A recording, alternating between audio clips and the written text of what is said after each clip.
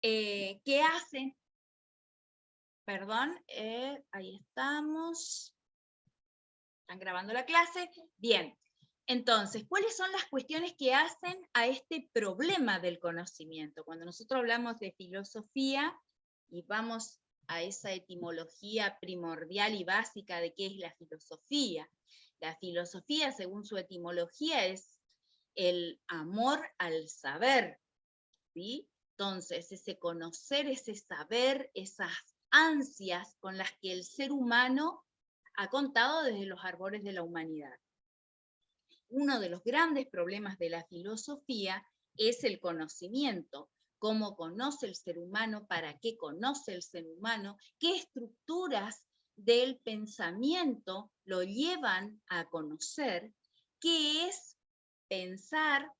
¿Qué es hacer un juicio? ¿Qué es un juicio? ¿Qué es un concepto? Son algunas de las cuestiones que entran a jugar en este campo de la epistemología relacionada con su madre, la filosofía, y apareciendo, entrando en juego justamente la lógica, ¿no? La lógica que va a estudiar cada uno de esos elementos del pensamiento para poder determinar con ellos un lenguaje, una manera también de expresarse.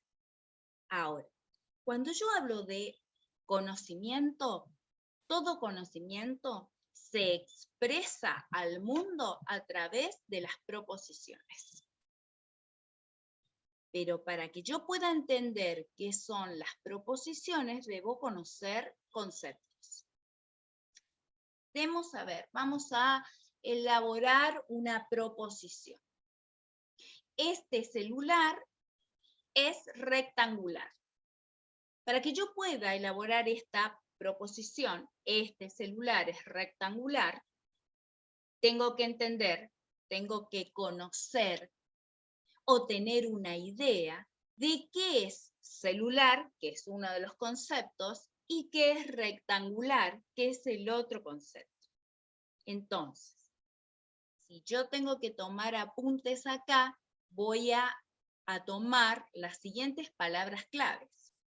Primero que nada, proposición, porque a través de las proposiciones el conocimiento se expresa. Otro término es el de conceptos. Las proposiciones están integradas por conceptos. Pero, ¿qué son los conceptos? Bien, para empezar y a manera preliminar, vamos a decir que los conceptos son ideas, ideas de algo.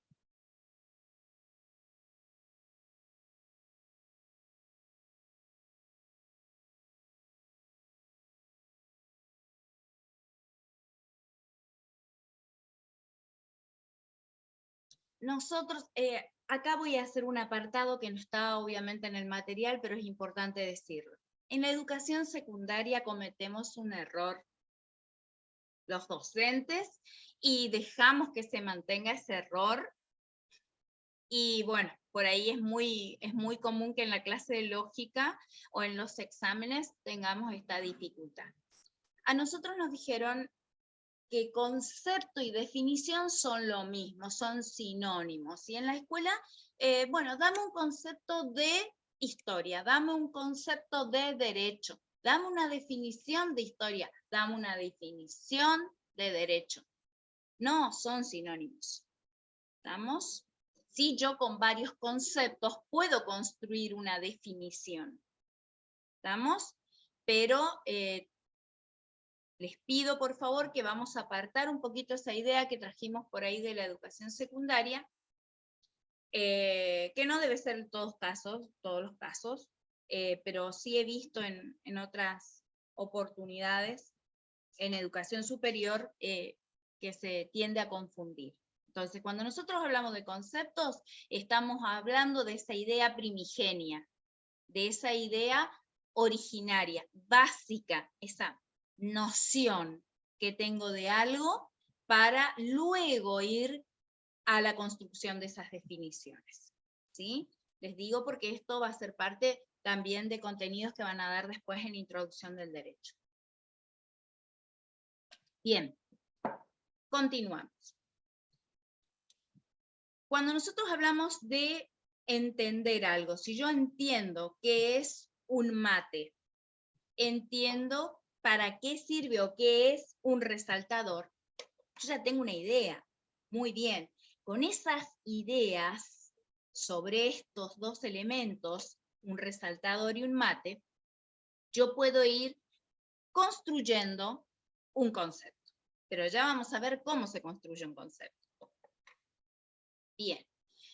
Alguien a quien quizás lo hayan oído es a Platón. Platón en filosofía, siglo VI a.C. aproximadamente, él nos hablaba de los conceptos innatos. Él planteaba de que el ser humano, aún sin la experiencia sensible, mundanal, cotidiana, tenía algunos conceptos internos. Lo que le planteaban en la antigüedad y lo que surgió mucho también críticas al pensamiento platónico fue de dónde nos vienen esas supuestas ideas previas o conceptos innatos. Una vez que aparece en el mundo del conocimiento la psicología y con Freud el descubrimiento del inconsciente, todas estas cuestiones de los conceptos o ideas innatas que tenía Platón quedan diluidos y en la actualidad ya ningún estudioso, ninguna persona especializada en epistemología, en filosofía o en psicología va a plantear que existen estos conceptos innatos. ¿Por qué? Porque justamente nos plantea la psicología que si tenemos estas ideas innatas es porque hubo una construcción previa empírica, una construcción de vivencias. Está así sea de una tierna niñez, desterrando entonces el término de conceptos innatos que nos planteaba Platón. Esto para dejarlo claro, porque van a leer el material y se van a encontrar que en un momento el autor nos recuerda justamente esto de los conceptos innatos de Platón.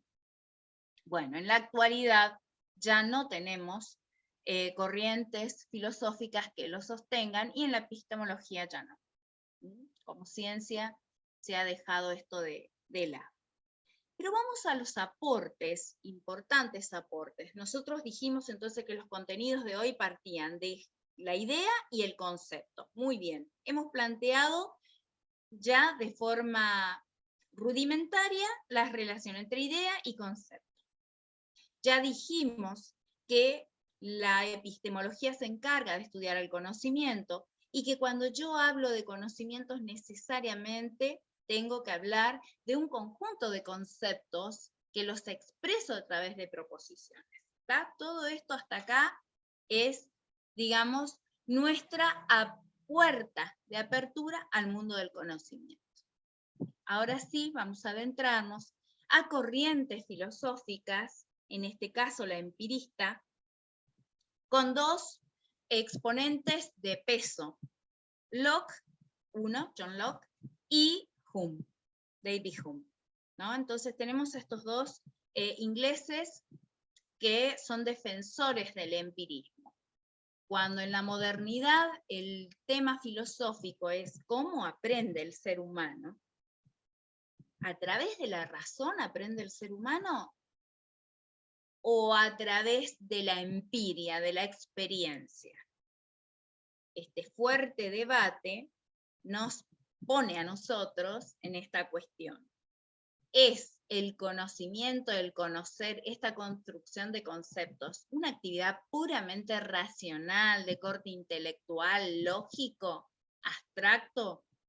¿O es una construcción empírica, cotidiana, sensible, que me permite ir construyendo estas ideas? Y cuando estamos hablando de conceptos, empecemos desde el típico ejemplo de los libritos antiguos de lógica: mesa, silla, tabla, ventana, amor, odio, Dios, justicia, virtud. todo este conjunto de conceptos son solo constructos intelectuales, racionales, o son constructos empíricos, sensibles, vivenciales. ¿Cuál es la respuesta? ¿Es uno, es otro? ¿Cuál es la corriente filosófica que me dará esa pauta de verdad en esta cuestión? Que llevó a fuertes debates. Bien, vamos a ver que John Locke me plantea la presencia de dos sentidos. Dice, bien, el ser humano aprende a través de dos sentidos. Uno son los sentidos externos, como es el caso de la vista, el olfato, el tacto, que me permite captar información del medio, tomar esa información a través de estos sentidos externos. Y con esta información, yo voy construyendo esa idea de algo. Por ejemplo, esto es suave, es liso. Esto es rugoso, tiene formas, cortes. Bien, yo voy tomando impresiones de esto a través de estos sentidos externos. Pero, ¿qué ocurre con el dolor, la tristeza, el odio, el amor, las pasiones, la emoción? ¿Qué ocurre con esto? Bueno, Locke dice, los sentidos internos toman estos registros y me permiten también formar una idea sobre qué es el odio, qué es la envidia, qué es el amor. Para John Locke, entonces, tenemos información obtenida por los sentidos externos e información obtenida por los sentidos internos. Ellas me permiten formar esas ideas, que serán las que darán forma a un concepto. En este caso, al concepto de mate, con esas formas, esos cortes que tiene esto, y con la información que me da el sentido del tacto sobre esta cuestión. Muy bien. David Hume no contradice lo que nos plantea Locke, no. Él mantiene esta importancia de la empiria y la experiencia, pero complementa la idea. La complementa. Muy bien. Entonces él plantea que aquello que John Locke nos hablaba de los sentidos externos, él lo toma como impresiones. Lo que los sentidos externos toman para David Hume son impresiones. Algo impresiona. A ver, me voy de vacaciones a Mendoza y veo, no sé, la Concagua. La impresión que me da, esa impresión de la imagen, ¿no? Una noche de luna en el río Paraná, otra impresión. Conocer a una persona, me la presentan, bien, determino si me, no sé, hay como una sensación de rechazo o de placer de estar con esa persona, bien, son impresiones. Esto captado por los sentidos externos. Para David Hume son impresiones. Pero Hume dice, el sentido, los sentidos internos y esas ideas internas, él las denomina justamente de esta forma, ideas. Son solo ideas. Lo que toman los sentidos internos son solo ideas.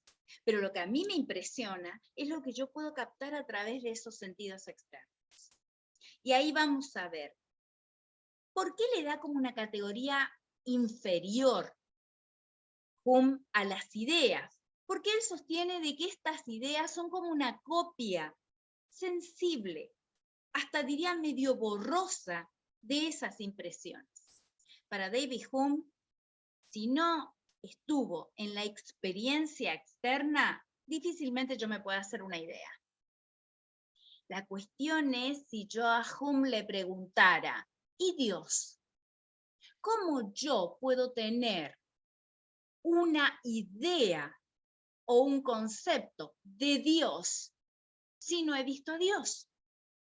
Si no he pasado por la experiencia de los sentidos externos. Y este tipo de cuestiones es la que no puede responder David Hume, que hace justamente que Locke plantee esto de, no, son ideas de reflexión. Toda la información que me dan los sentidos internos son ideas de reflexión. David Hume es como que hace un pasito más, ¿no? Profundiza un poquito más las posturas diciendo, muy bien, está, lo empírico lo obtengo por los sentidos, pero el trabajo intelectual racional le da la impronta, la construcción, la creación de esto para darle forma. No da un grado de menos asertividad al mundo interno. No, no, no. Todo lo contrario. Él dice, no, a través de la razón o a través de esa fuerza de razón, yo puedo construir y crear desde las impresiones obtenidas. David Hume no. Dice, no. En realidad, eso interno es solo una burda copia, sutil copia de lo que yo primero tuve que experimentar. Bien, ahí vemos entonces las diferencias entre Hume y Locke. Algo que, bueno, resaltaba justamente el material, ustedes lo van a ver como la idea X1 y la impresión sensorial de X. Yo puedo decir que este termo es cilíndrico, suave, metálico, porque primero tomo estos elementos, esta información empírica, y con ella yo hago una impresión de ese termo, ¿sí? Esa copia mental del termo. Mañana me preguntan, che, ¿qué es un termo? Y voy a tomar para definir el termo los elementos de la experiencia que obtuve. Esto siempre manteniéndonos dentro de David Hume. Bien, hasta acá. Bueno, una de las frases que nos da el autor es, sin experiencia no hay idea. Este es el planteo de Hume para que ustedes lo anoten. Igual está en el material, porque en forma sencilla, David Hume nos plantea esto. Sin experiencia no podés conformar una idea. Bien, ¿alguna pregunta? No estoy leyendo el chat, así que ahí bien. Si pueden preguntar en forma oral, mejor, entonces así nos entretenemos con el chat. Bien. Ahora, John Locke nos plantea lo siguiente. Nos dice, existen dos tipos de ideas. Él nos habla de ideas simples y de ideas complejas. Justamente para, tenemos que entender esto. John Locke y David Hume, ambos hacen todo su desarrollo filosófico dentro de la corriente del empirismo, por lo tanto no hay una suerte de crítica o de oposición en sus planteos, no, todo lo contrario, hay una suerte de sentido de complementación, de integración, de profundización en sus teorías, en sus postulados. Por eso es importante hacer una buena lectura. Bien, algo que nos tenemos que tener en cuenta es lo siguiente. Hasta acá parece que estamos logrando definir, más o menos entendemos qué es un concepto. Yo tengo una idea, si yo sé explicar más o menos esa idea, si esa idea está teniendo un sentido, bien, parece que estoy cerca de un concepto, pero en realidad no. Aún no logro determinar qué es un concepto. Entonces, vamos a tener que tomarnos el trabajo de diferenciar dos cosas. Una cosa es un concepto y otra cosa es una imagen sobre la cual yo puedo elaborar un concepto. ¿Y ahora qué es la imagen? La imagen es la que va a permitirme responder estas cuestiones sobre el conocimiento y cómo yo construyo un concepto. Bien, la imagen, hoy decíamos, tomo este mate y como está trabajado, labrado, tallado, tiene formas, tiene recortes en la madera, no es liso totalmente, ¿sí? Entonces, yo de este mate, de esta forma, voy a tomar una imagen a través del tacto, una imagen a través del gusto, de la vista. ¿Estamos? Entonces, estas son imágenes. Esa información que obtienen los sentidos externos son las imágenes. Con estas imágenes,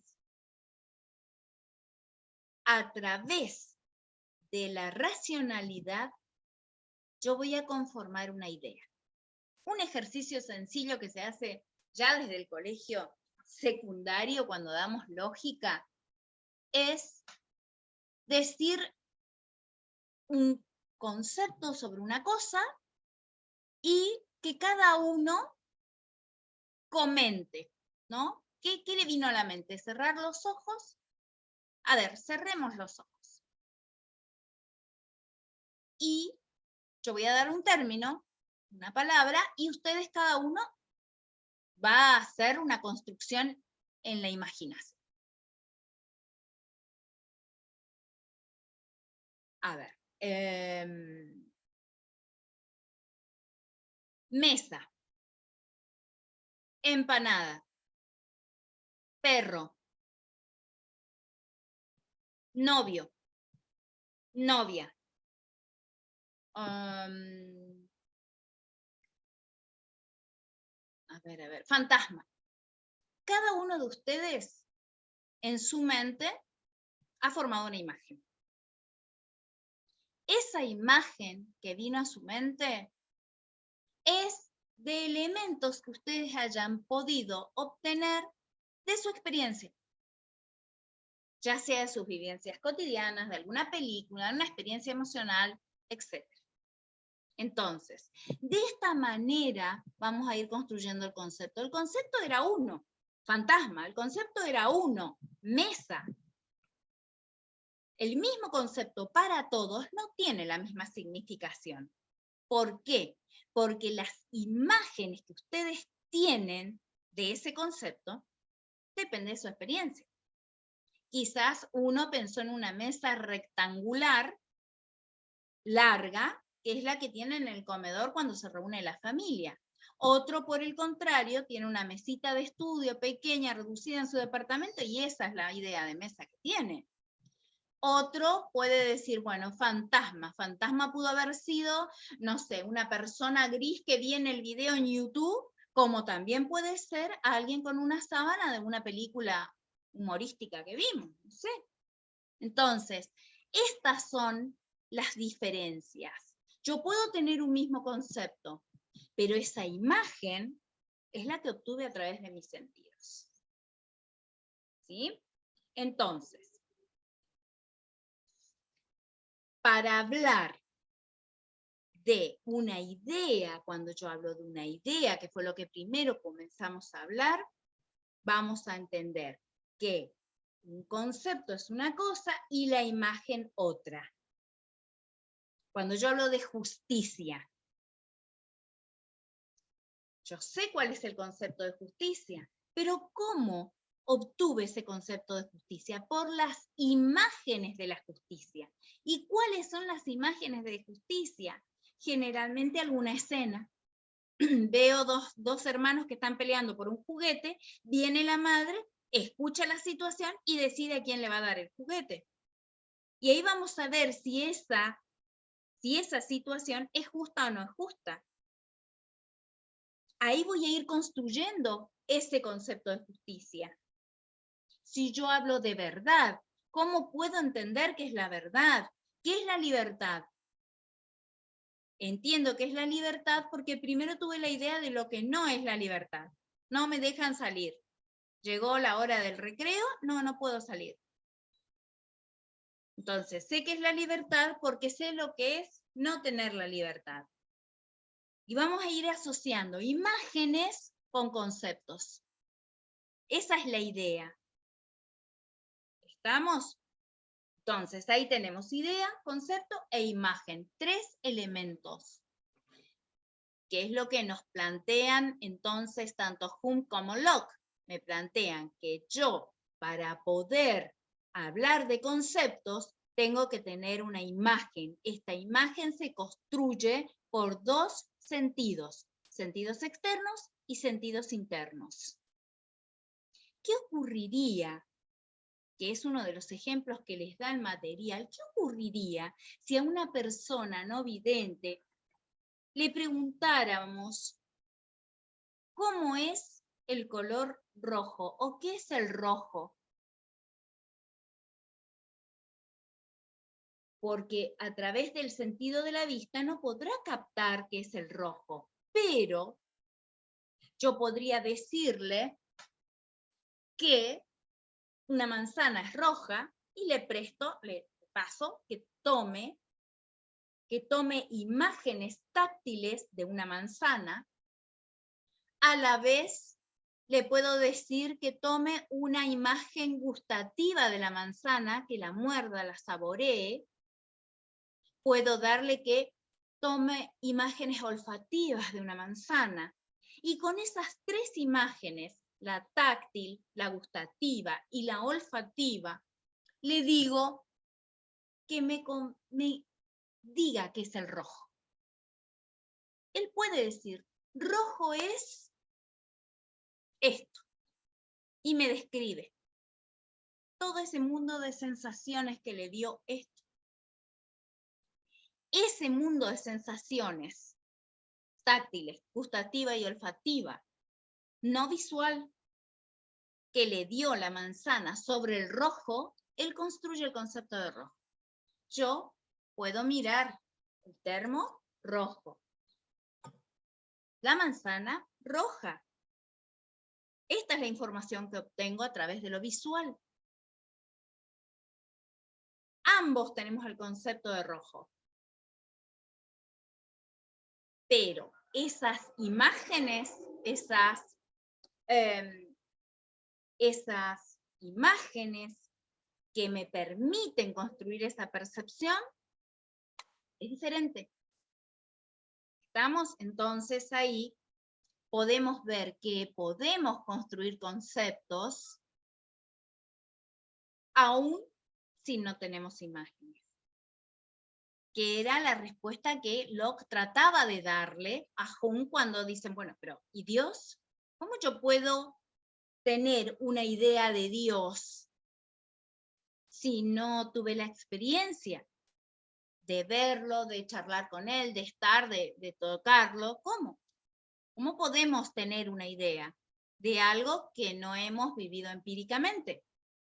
Entonces, estas son las construcciones. Sí podemos hacer esta construcción, porque también hay en el concepto, hay un constructo de orden intelectual. Ya vamos a ver cómo logramos la definición real de concepto. Bueno, uno de los materiales que suele aportar, y esto les dejo porque va a ser una de las tareas, es buscar un concepto sobre concepto. Pero Fatone, que es uno de los autores de lógica, nos plantea lo siguiente: ¿qué es el concepto? Y bueno, el concepto es un conjunto de pensamientos, un pensamiento que me plantea las características básicas de un objeto. Este objeto puede ser material o inmaterial. ¿Estamos? Cuando hoy decíamos el mate, bueno, yo digo cuenco, labrado, de madera, contiene una bombilla, se le carga hierba. Son las características esenciales de este objeto, en este caso material. Si yo digo justicia, ¿cuáles son las características esenciales de justicia? ¿Cuáles son las características de la imagen justa? Y con esos elementos yo voy a ir conformando ese concepto. Voy a tener la imagen, pero también voy a ir conformando esa idea intelectual de qué es la justicia. Perfecto.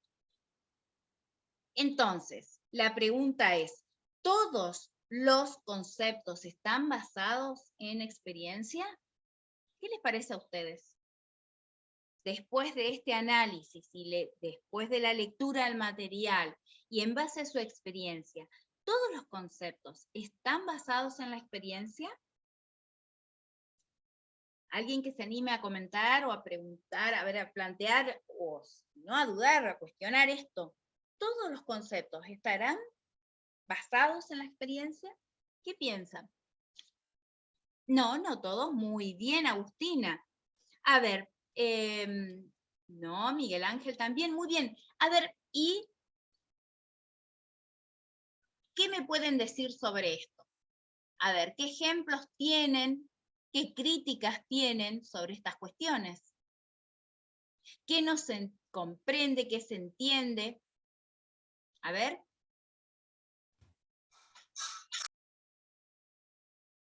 ¿Sí? ¿Sí? ¿Tienen apagados sus audios? Ah, bien. Acá nos dice Miguel Ángel, no, es una construcción social. Muchas cosas, por ejemplo, porque el rojo no puede ser verde. Muy bien, bien. Es importante la aclaración. Fíjense que acá nos agrega otro elemento que obviamente Hume y Locke todavía en su momento histórico ellos no hablaban de esta construcción social, pero sí es importante porque en la actualidad nosotros debemos agregar este elemento, ¿no? Es decir, la construcción social también nos hace, también ahí vamos a ver después grandes debates que lo van a ver justamente en derecho, sí, en derecho político y también en sociología. La construcción social para ver muchos conceptos. El libro habla de una montaña de oro. Muy bien, el tema de la montaña de oro como imagen me encantó, muy bien. Y ya, Agustina, nos estaríamos adelantando un chiquitito para la última parte de la clase, porque la montaña de oro y las rosas negras, como decía justamente el autor, tiene que ver con este último pasito que nos falta de la clase. O un hombre mitad caballo, como el caso de los centauros, muy bien, ¿no? Esos seres mitológicos que el ser humano ha hecho. ¿Cómo? Es decir, ¿cómo puedo tener la idea de un centauro si no existen? Aparentemente no están, no existen, no tenemos pruebas de ellos. Pero ¿y cómo tenemos la imagen?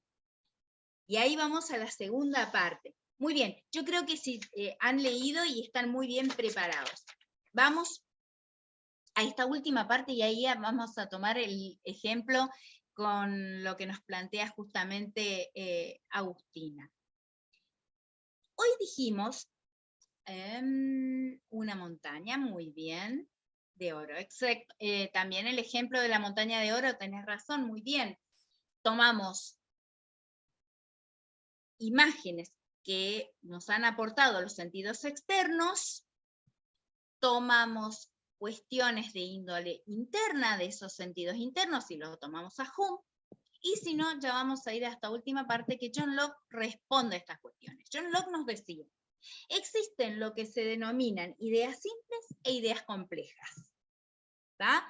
John Locke les había dicho, es como un pasito más, un nivel más de profundización en estas teorías postulados de Hume.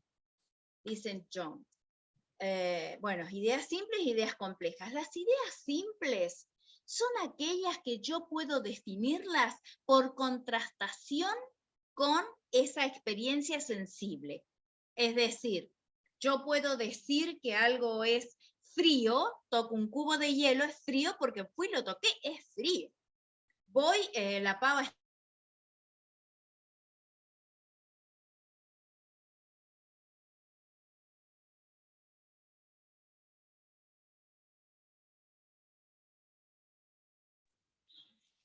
sensible. Uso el tacto en este caso. Yo sí quiero probar, a ver, el limón es ácido, así como, Profesora, ¿sí? ¿Sí? se le ¿Escucho? cortó el audio a lo último. No se le La entendió ¿Puedes bien. última parte, repetir, profe? ¿me pueden decir desde dónde, por favor? Donde usted dice que las ideas complejas Ah, bien, bien, bien. parten de Retomo la eso experiencia. entonces. Muy bien. Retomo, chicos, para todos, se perdió el audio en la parte de las ideas simples e ideas complejas. Las ideas simples, nos dice John Locke, son aquellas que puedo contrastar con las experiencias sensibles. Recordemos, cada vez que decimos experiencias sensibles voy a los sentidos externos. Yo puedo decir que algo es frío, un cubo de hielo es frío porque lo toqué, es frío, ¿sí? Algo es caliente porque voy, no sé, sol a las 2 de la tarde, salgo a caminar, no, me quemó el sol, lo sentí. ¿Estamos? Entonces, las ideas simples son las que pasan por la contrastación sensible. Eso quedó claro. El dulce de leche es rico porque probé, es riquísimo. Es dulce, tiene cuerpo. Ahora, el limón, pasamos la lengua por un limón, es ácido, ¿no? Es fuerte, es ácido. Perfecto. Contrastación sensible. Ideas simples. ¿Pero qué son las ideas complejas? Dice John Locke, las ideas complejas sin ideas simples no existen. Yo para conformar ideas complejas necesito de ideas simples. ¿Y qué serían las ideas complejas? Las ideas complejas son las ideas simples más mi imaginación, más mi intelecto, más ese mundo interno, intelectual, racional. Es decir, yo tomé la idea de montaña con la idea de oro. Veo un anillo de oro, veo aros de oro, veo monedas de oro. Y vi la montaña, la Aconcagua. Me imagino una montaña como la Aconcagua de anillos y monedas de oro. Tomé dos ideas simples, las integro y formo esto. Vamos al centauro. Tomo la idea de un hombre más la idea de un caballo. Son dos ideas simples. Hombre, caballo. Las integro, las conformo, las construyo con la imaginación y le doy la forma al centauro. Y nace el centauro. Entonces, John Locke me dice, sin ideas simples, que en algún momento hayan sido captadas de alguna forma por los sentidos, yo no puedo establecer o crear ideas complejas. Y estas ideas, esas ideas simples son ideas que fuimos adquiriendo por la experiencia.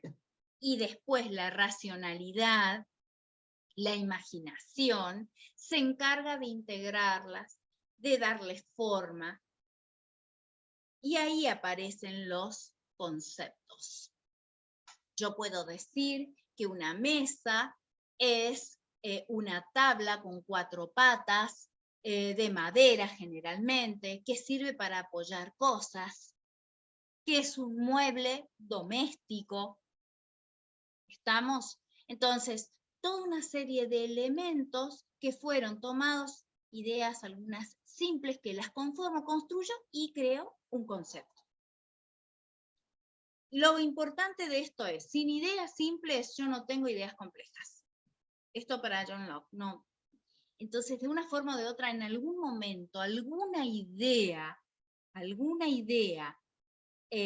se obtuvo por los sentidos, para que después yo pueda conformar ideas más complejas. ¿Estamos? Pensemos en la idea de Dios. ¿Qué elementos, qué ideas simples que yo pude contrastar con la realidad me fueron llevando a formar ese concepto de Dios? Es interesante esto para reflexionar. Bueno, como cierre de la clase tenemos que entender que el mundo o los materiales de nuestro pensamiento están conformados por la información obtenida por 2 vías. La vía externa son los sentidos externos, me dan información del medio, del contexto, del medio ambiente, del entorno, y los sentidos internos que me dan la información de ese mundo interno mío. ¿Por qué esto es importante? si bien nosotros lo vamos a ver para el cursillo de lógica, ustedes lo van a necesitar para introducción al derecho y también para privado, derecho privado 1, cuando hablen de objetividad y de subjetividad. Son dos conceptos que nacen acá, en estas cuestiones. Vieron que por ahí en las redes sociales hay una frase muy de los psicólogos sociales que dicen, vemos el mundo según somos. ¿Cómo vemos el mundo? El vaso mitad lleno, mitad vacío. Bueno, vemos esa realidad según somos, significa justamente estas cuestiones. Mi subjetividad va a ser la que me va a permitir ver una realidad, un universo, un hecho, un fenómeno. Pero en el derecho y en la búsqueda de la verdad y la justicia, yo tengo que ser objetivo. Entonces, ¿hasta qué punto me es fiel y real mi subjetividad? Bueno, la actividad que les tengo, la tareita para mañana, sería, primero que nada, construir en forma personal o grupal un concepto, una idea de qué es el concepto. Eso 1. 2, sería bueno hacer el ejercicio. No es un ejercicio para escribir, creo que más para leerlo. El ejercicio que ustedes tienen en el material, porque lleva muy bien a la reflexión, te cuestiona, así que es interesante, por ahí ya lo hicieron algunos, de la página 148. ¿Sí? Hay una serie de preguntitas muy interesantes, así que me parece viable porque justamente los lleva para el cierre de esta clase. Y con eso estaríamos cerrando. ¿Alguna duda, alguna cuestión? Los escucho, los leo también en el chat. Para el día de mañana vamos a trabajar la clase 2, la verdad. Vamos a trabajar sobre la verdad y algunas teorías. Hola Carolina, ¿cómo estás? Bueno, gracias. Cualquier cosa que no, por ahí, cuando vamos a leer, retomamos, se nos plantea alguna duda, por favor, me lo comentan, mañana no tengo problemas, si hay que retroceder lo tomamos, porque estamos llevando bien, así que, bueno, ha sido un placer. Si no tienen otras dudas, mañana, si Dios quiere, más o menos a la misma hora. Sí, a estas horas, profesora.